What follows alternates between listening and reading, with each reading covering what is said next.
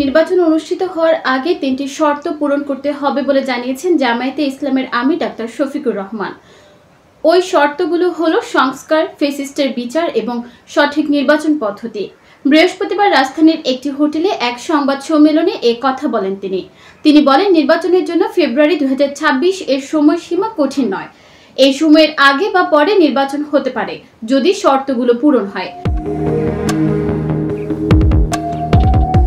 সংস্কার প্রক্রিয়া সব রাজনৈতিক দলকে সরকারকে সহায়তা করা উচিত উল্লেখ করে জামায়াতের আমির আরও বলেন, যত দ্রুত তারা সরকারের সঙ্গে সমন্বয় করবে তত দ্রুত নির্বাচন অনুষ্ঠিত হবে। নির্বাচনের আগে দৃশ্যমান, গ্রহণযোগ্য এবং মৌলিক সংস্কার প্রয়োজন।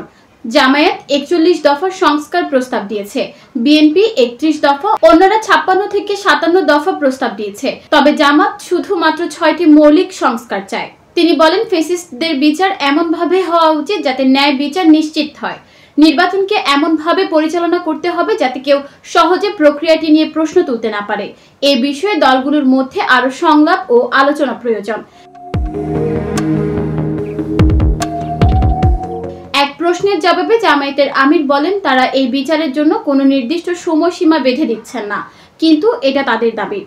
সম্প্রতি ইউরোপের কয়েকটি দেশ সফর প্রসঙ্গে তিনি বলেন, সফরের সময় তারা বিএনপি চেয়ারপারসন খালেদা জিয়া এবং ভারপ্রাপ্ত চেয়ারম্যান তারেক রহমানের সঙ্গে সাক্ষাৎ করেছেন। তবে কোনো আনুষ্ঠানিক আলোচনা হয়নি। তারা কেবল খালেদা জিয়ার স্বাস্থ্যের খোঁজ নিতে গিয়েছিলেন। নিউজ ডেস্ক, চট্টগ্রাম সময়।